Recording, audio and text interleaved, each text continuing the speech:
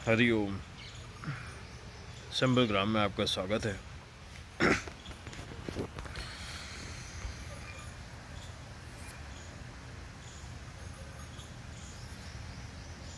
मुझे कुछ मेल आते हैं एजुकेशन सिस्टम एंड करियर संबंधित। मेरा कन्वर्सेशन थोड़ा सा हिंदी भाषा और इंग्लिश थोड़ा मिक्स रहता है, क्योंकि दोनों कई कम्युनिटी के लोगों का मैसेज आता है कि हमें हिंदी नहीं समझ आती है।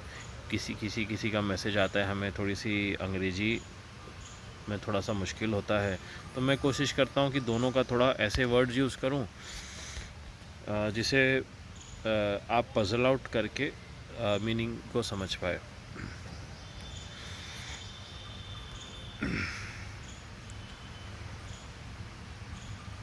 देखिए, 10th एंड 12th तक के तो जो एजुकेशन सिस्टम है, it is basically meant only for getting a basic stand up. मतलब एक बेस आपका आगे करियर में डिग्रीज़ लेने के लिए तैयार करो। इसके लिए है 10th 12th तक के। जो भी ज्ञान के आधार पर कोई अर्थ नहीं है, क्योंकि इसे आप अपने जीवन में प्रयोग नहीं कर सकते। ये आप बेहतर जानते ही हैं। माता पिता जो भी अपने बच्चों को पढ़ा रहे हैं, पता है कि ये रटने वाला सारा काम होता है। It's all about mugging up the content. कल जाके अंग्रेजी का पेपर है, कल हिंदी का पेपर है, कविताएं रटने लगा रहे हैं। कविताएं रटने की चीज़ होती है क्या? इसमें किसी की, माता पिता की, किसी बच्चों की गलती नहीं है, जो ना ही टीचर्स की गलती है। शिक्षा पद्धति की गलती है। Education system is faulty. और दूसरी जो गलत चीज़ है इसमें, गलत बात है, वो यह है मार्किंग सिस्टम जो डिस्क्रिमिनेट करता है स्टूडेंट्स के बीच में। मतलब जो मार्क्स के आधार पर बच्चों को बांटना। गुरुकुल के समय क्या होता था, प्राचीन समय में जब धर्म था, मार्क्स दिए जाते थे, अंक हमेशा से दिए जाते थे, परंतु एक छात्र को दूसरे छात्र के अंक पर ध्यान देने और पूछने वर्जित होते थे। पूछ नहीं सकते थे, अरे आपको कितने मिले, मुझे इतने मिले। ये बात पहले ही नियम में, पहले ही जब कक्षा आरंभ होती थी, जब when the class used to start, तब पहले ही कह दिया जाता था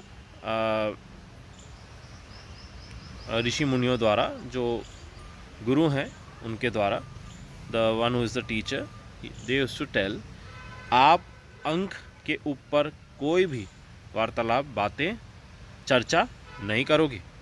आपको अपने जीवन पे ध्यान देना है, ना कि दूसरों के जीवन में दखल अंदाजी करनी है। अपने काम पे ध्यान दो, अपने प्रैक्टिकल्स पे ध्यान दो। जो कर्म आपको बोला है करने के लिए, जिसके आधार पर अंक मिलने वाले हैं, उस पर ध्यान दो। जो लिखने कहा है वो उस पर ध्यान दो। आजू बाजू यहाँ देखने झांकने की आवश्यकता नहीं है। इसलिए छात्र एक एक कक्षा में 21, 25, 30, 35 बहुत हो गए।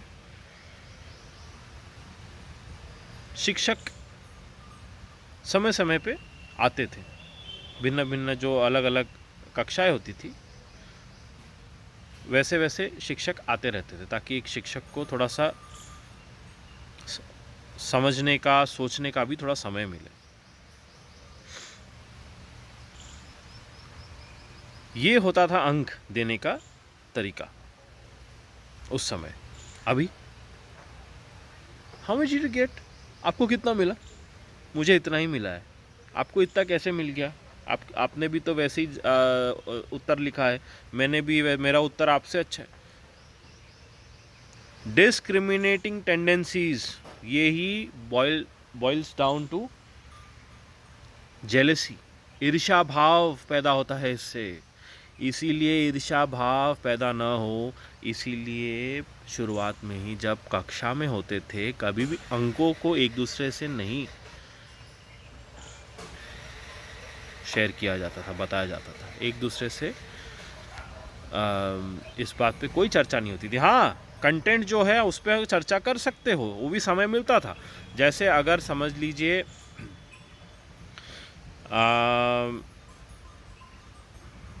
एक चौथाई आयन का की क्लास है, ये उस एक मतलब एक समय नापने की एक कल ये है, मतलब एक नाप है ये। जैसे दिन में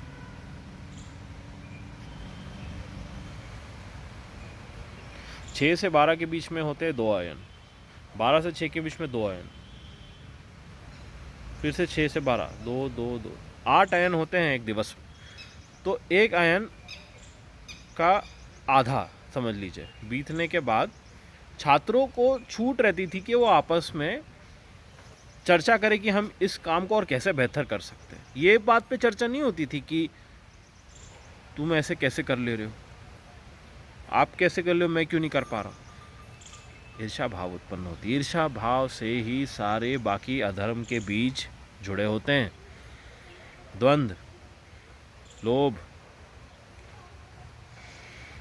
ग्रीडीनेस, लालच, लालसा, ये सब ईर्ष्या भाव से जुड़ी हुई, सब आपस में काम करते हैं। ये इससे हमेशा दूरी बनाई रखनी पड़ती है। ये हमेशा शिक्षक जो छात्र हैं उन्हें समझाया करते थे। The teacher always use to teach these things to the students, that always be careful, that you should not develop any kind of jealousness. Jealousy एक भी प्रकार की आपके जीवन में नहीं होनी चाहिए। कंपैरेटिव बिहेवियर नहीं होना चाहिए। Don't be differentiative in nature. आप आपस में डिफरेंस मत बनाइए। अंकों के, मात्र एक अंकों के आधार पर लड़ाई करना ये मूर्खता की पराकाष्ठा है। It's the highest form of foolishness. कदापि ऐसा ना करें। तो अगर हम ये बात को लेके चलते हैं, अभी हम ये समझदारी को लेके चल रहे हैं, तो हम अभी उसको जीवन में ला सकते हैं। और जो माता पिता हैं इसे देख रहे हैं, आप इस बात का ध्यान रखिए। एकदम से शिक्षा पद्धति अभी बदलेगी नहीं, तो आप हम क्या बोल सकते हैं। आप उन्हें यही बोलिए कि दूसरों को जितने अंक मिल रहे हैं उस पर बेटा ध्यान नहीं देना, बेटी ध्यान न दे, आप अपना काम करिए, आप भली प्रकार अक्षरों को लिखिए, उन पे ध्यान दे, आपके कंटेंट पे ध्यान दे, और जितना मिल रहा है उसमें संतुष्ट रहो। आप फोर्स मत करिए आपके स्टूडेंट, आपके बच्चों को कि नहीं इतने ही अंक लाने हैं आप।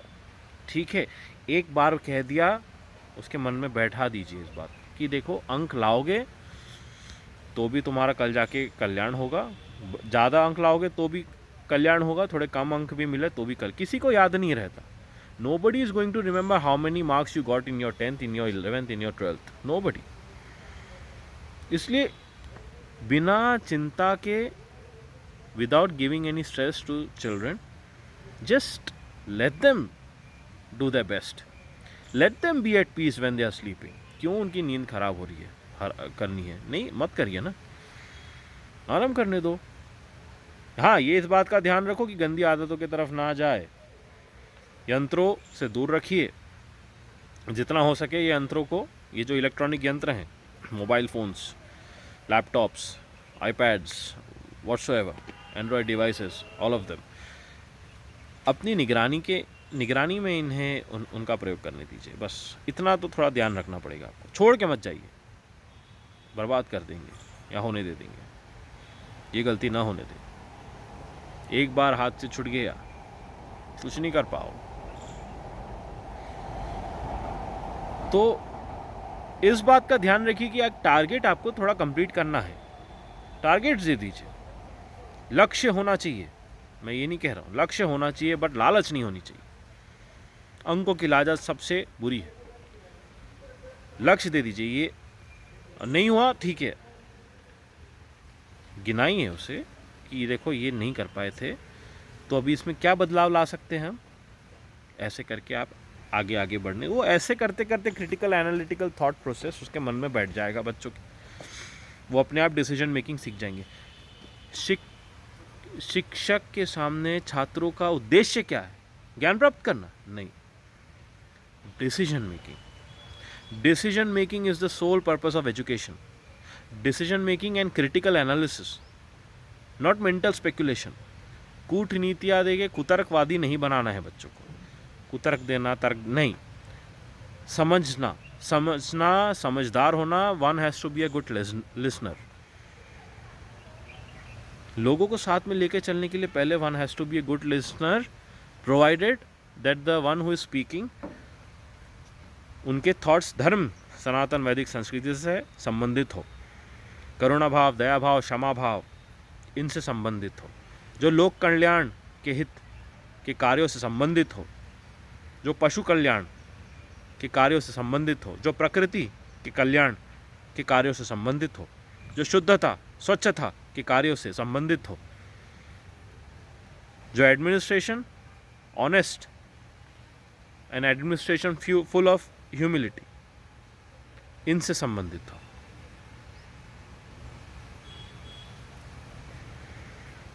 तभी कोई अर्थ है।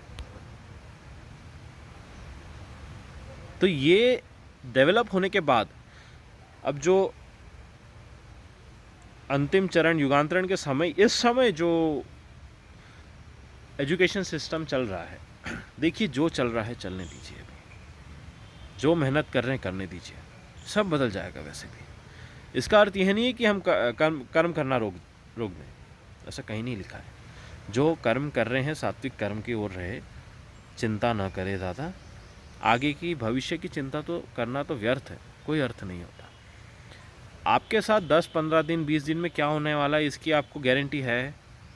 बस स्वास्थ्य का ध्यान रखिए, परमात्मा में पूर्ण विश्वास है, सात्विक कर्म है आपके, आपका वैसे कुछ होगा ही नहीं, आपको चिंता करने का कोई अर्थ नहीं है। जो भी फाइनेंशियल स्टेट है, आर्थिक स्थिति है, सब बेहतर होगी। संयम रखिए, विश्वास रखिए, भक्ति भाव रखिए। भक्ति योग, कर्म योग,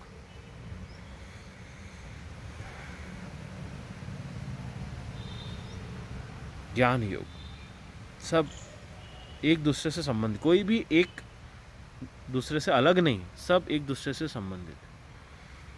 परंतु हाँ, भक्ति धर्म की रक्षा के प्रति हो, स्वार्थ की पूर्ति के लिए नहीं, तो कर्म सात्विक रहेंगे,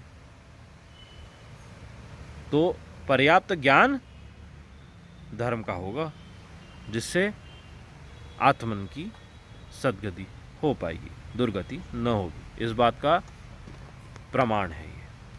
this is a kind of spiritual insurance.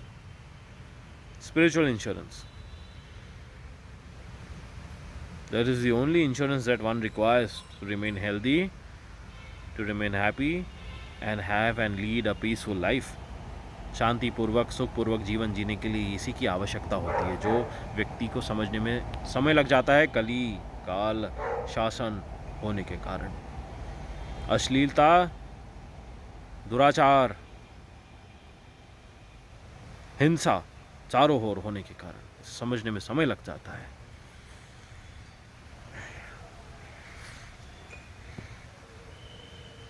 And जो हायर स्टडीज़ परस्यू कर रहे हैं, कुछ ऐसे भी मेल आते हैं कि हम एंट्रेंस एग्ज़ाम्स का प्रिपरेशन कर रहे हैं, हमने क्या करना चाहिए?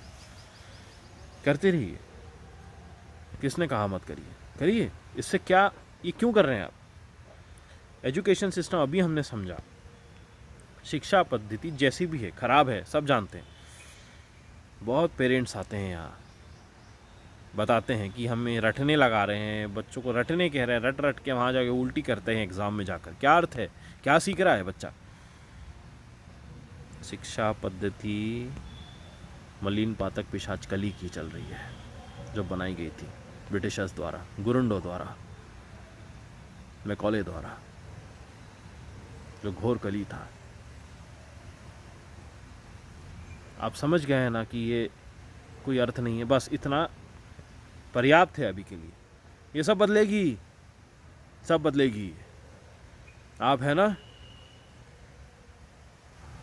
आपका विश्वास है? तो हायर स्टडीज़ के लिए जो परस्यू कर रहे हैं, pay attention on your content and the books that you are reading. Be a good reader and a good listener.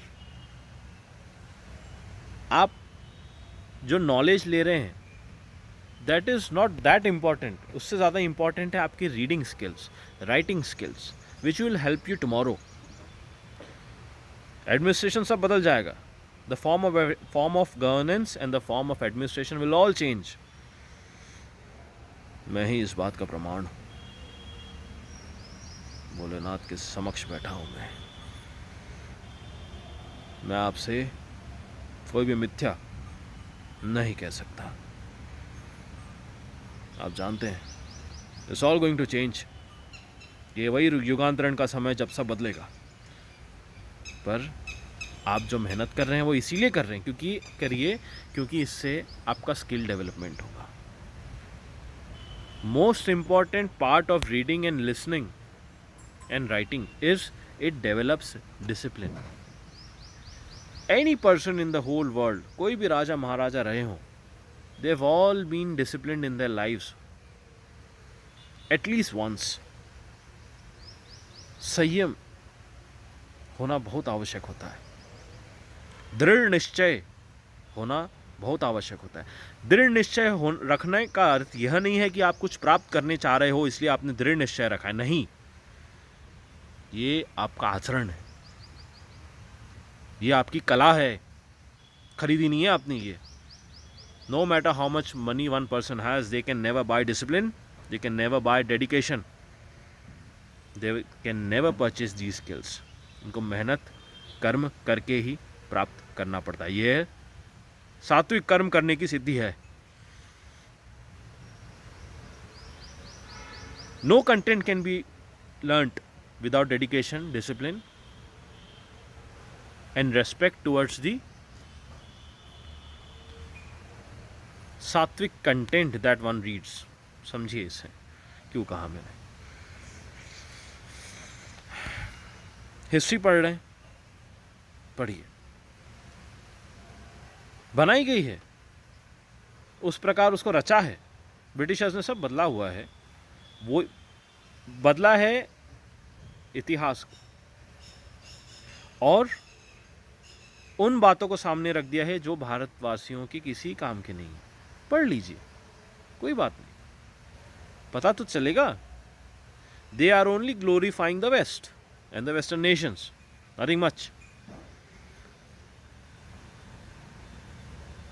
But हमने इसे एक बहाना बनाकर न पढ़ना भी गलत है, क्योंकि when you have a content and when you have the ability and an option to read, you should always go for it। क्योंकि आपको विश्व का, जब विश्व के चल रही जो भी स्थितियाँ, जो भी इंटरनेशनल रिलेशन से इनका ध्यान रहेगा, तब आप जानकार बनोगे तो आप विरोध करोगे, आपको समझ आएगा क्या चल रहा है। इसीलिए तो आपको क्या करना है, अब सोचिए। एक तो आप अपने कंटेंट पे, जो आपके एजुकेशन में बेसिक रिक्वायरमेंट में जो भी आवश्यक है, इसका आप पालन करिए। और आप इस बात को ना भूलें कि जो एजुकेशन सिस्टम है, इसमें जो बात आवश्यक होती है, जो ज्ञान आवश्यक होता है, इसे नहीं समझाया जाता, नहीं पढ़ाया जाता है। आपको क्या समझना है, क्या पढ़ना है, इसके बाद पढ़ते पढ़ते ऑप्शनल में रखिए, जैसा भी रखिए, जैसा भी रखना चाहे। क्या आवश्यक है? Why is there poverty in the nation? Poverty line is kept at somewhere around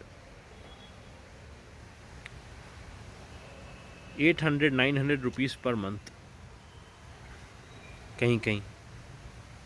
या उससे भी कम है, मेरा ध्यान नहीं है, जस्ट चेक किया मैंने, it's somewhere around 1000 per month. अब आप मेरे को एक बात बताइए, पॉवर्टी लाइन इफ इट्स, अगर पॉवर्टी लाइन 1050 रुपये, मतलब जो 1051 रुपये कमा रहा है महीने में, क्या वो पॉवर्टी लाइन से ऊपर आता है? ये कैसी मूर्खता है, किस प्रकार का शासन है, ये किस प्रकार के नियम बनाए हैं, समझ में आ रहा है आपको? ऐसे आपको क्रिटिकल थिंकिंग करनी है, क्रिटिकल एनालाइज करना है कि क्या चल रहा है देश में, क्योंकि आपका कार्य है धर्म का कल्याण करना, धर्म के सेवक हैं आप सब। अगर आप भक्ति पूर्वक विश्वास के साथ इन्हें देख रहे हो, आपका कल्याण तो ऐसे ही होगा, मान सम्मान होगा, सब प्राप्त होगा, जीवन में गृहस्थी अच्छी रहेगी, परिवार अच्छा चलेगा। आप किसी बात की चिंता मत करिए, विश्वास रखिए, पक्ष लेना बंद करिए, पॉलिटिकल सिस्टम से दूर हो जाइए, don't take any kind of political decisions, don't be attach with any political system. आप अपने जीवन में ध्यान दीजिए, कोई नहीं आता अंत में, पता है, आपके जीवन में कोई भी दुविधा हो, बाधा आ जाए, nobody is going to come there to help you. आपको ही आपका डिसीजन मेकिंग के आधार पर आपको आपका रास्ता निकालना पड़ता है, ये सृष्टि का नियम है। मैं मार्ग दिखा सकता हूँ, साधु संत जो भी हैं ये मार्गदर्शन कर सकते हैं, कर्म के लिए हस्त दिए हैं, विवेक दिया है, विवेक का प्रयोग करिए, मनस का नहीं, विवेक का। मनस अलग होता है, विवेक अलग होता है। विवेक में कभी विचार नहीं बनते, दुराचार नहीं आता, मनस से आता है। विवेक परमात्मा स्वरूप होते हैं। I am not talking about intelligence. विवेक का कोई पर्यायवाची नहीं है। विवेक मतलब विवेक, विवेक पर निर्भर रही है। अगर आप में दया भाव, क्षमा भाव को अगर आप समझ रहे हैं और इनके उदाहरण को समझ सकते हैं रामायण महाभारत के उदाहरणों से, तो बाकी सारे अन्य सद्गुण आप में आ जाएंगे। मैंने मूल बता दिया आपको, इसके आधार पे आप अपना जीवन बनाइए। जो पढ़ रहे हैं पढ़िए, नाप तोल करके पढ़िए। एग्ज़ाम क्लियर करना है, समझना है तो उसके लिए पढ़िए, एग्ज़ाम दे दीजिए। जो भी कंटेंट, गलत कंटेंट ही क्यों ना हो, एग्ज़ाम क्लियर करने के लिए आप पढ़ रहे हैं, बस ख़त्म। और क्लियर करने से बात नहीं है, डिसिप्लिन एंड डेडिकेशन जीवन में होना, इसलिए आप पढ़ रहे हो। कितने एग्ज़ाम्स हो पाते हैं आगे और कितने एग्ज़ाम्स का रिज़ल्ट आ पाता है समय पे, ये भी इस पर भी निर्भर करता है। तो आप बस पढ़िए और चिंता मत करिए पढ़ते पढ़ते। इस बात को ध्यान रखिए कि आप एग्ज़ामिनेशन क्लियर करने के लिए पढ़ाई नहीं कर रहे, भले ही कितना ही प्रेशर हो आपके ऊपर। ऐसा बनाया गया है कम्युनिटी को, इसमें किसी कम्युनिटी की, किसी व्यक्ति, किसी परिवार की गलती नहीं है, शासक की गलती है, क्योंकि ऐसा सिखाया है उन्होंने लोगों को। And the whole administration is corrupt, their way of governance is wrong. गलत प्रकार से गवर्नेंस चल रहा है देश में, creating more of mental distress. ये बताया जा सकता है कि आप जो मेहनत कर रहे हो, इससे आपका कल्याण होगा। कैसे? आप में डेडिकेशन बढ़ेगा, डिसिप्लिन बढ़ेगा, संयम, ये सारी बातें आएगी। इससे आप कितना कुछ कर पाओगे जीवन में। कई पोस्ट है आगे में, आप ये मत सोचिए, कई पोस्ट मिलेंगे, उसके लिए पढ़िए। अब मैं सब एक साथ बोलूँगा तो काल्पनिक लगेगा, इसलिए इतना ही बोल रहा हूँ। कई कई पोस्ट है आगे की, मेहनत करिए। डेडिकेशन से ही धर्म को जीता जा सकता है। कितना मेहनती थे महाराजा युधिष्ठिर, भीमसेन, कितने मेहनती थे ये। एक एक पाई का हिसाब रखने वाले नहीं थे ये लोग, ये एक एक जो सद्गुण मन में है ना, उसका हिसाब रखने वाले व्यक्ति थे ये महाराज। महान महान महात्मा थे ये, इन्हें महाराजा आप कह सकते हो, श्री भरत को कह सकते हो।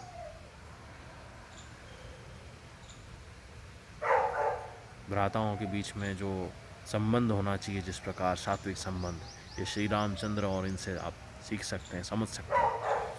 उदाहरण देखिए, दया भाव आता है इसमें, त्याग आता है। सिखा रहे हैं क्या ये सब? नहीं सिखा रहे, तो फिर गड़बड़ होगी ना। किसकी गलती है? जिन्होंने पद्धति बनाई है उनकी, तो वही ने शासक की गलती। यही है कली स्वरूप, यही है मलिन पातक कली के सेवक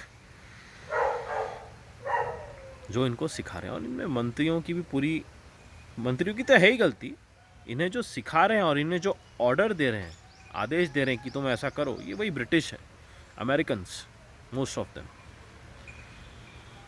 वहाँ के सिटीजन्स नहीं, नहीं नहीं, they are gullible people, they are gullible people, they are just leading the life. Leaders of the West and all the army and all the Air Force, Navy supporting these sinful governance of the West, all of them, general हो, major general हो। Soldiers को नहीं कह रहा हूँ मैं, soldiers तो अपना ध्यान दे देते हैं देश की रक्षा के लिए। जो टॉप पे बैठे हुए हैं, जो मंत्रियों के साथ हाथ मिलाते हैं, विदेशी मंत्री, वही those people are influencing the administration and military strength and military might of Bharat. क्या करेंगे? अगर वो इनकी बात नहीं सुनेंगे, इनकी कुर्सी चली जाएगी। फंसे हुए हैं ये लोग, ये भी जानते हैं कि हम क्या करें, हमें अपनी कुर्सी बचाने कुछ भी अगर थोड़ा अगर हमको अच्छा करना है, नहीं कर पाते, कुछ नहीं कर सकते ये लोग, इनके हाथ में कुछ नहीं है। They are just there as a stamp, कुछ नहीं कर सकते, इनके हाथ में कुछ नहीं है। ये बस भौंक सकते हैं, कुतर्क दे सकते हैं, संस्कृति का नाश कर सकते हैं, इनको क्योंकि करवाने कहा है, बस इसके ऊपर कुछ नहीं कर सकते। इनके हाथ में कुछ नहीं है।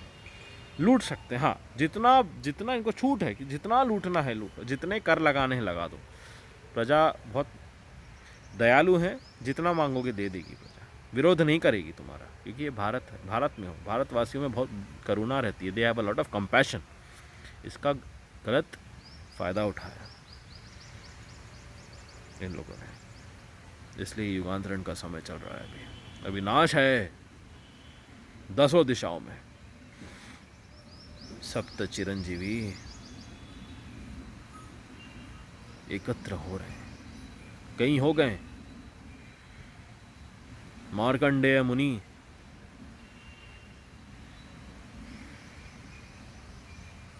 पश्चिम भारत में कहीं है। मार्कंडेय मुनि का बाकी चिरंजीवियों से मिलना नहीं हुआ है। भोलेनाथ के परम भक्त मार्कंडेय चिरंजीवी।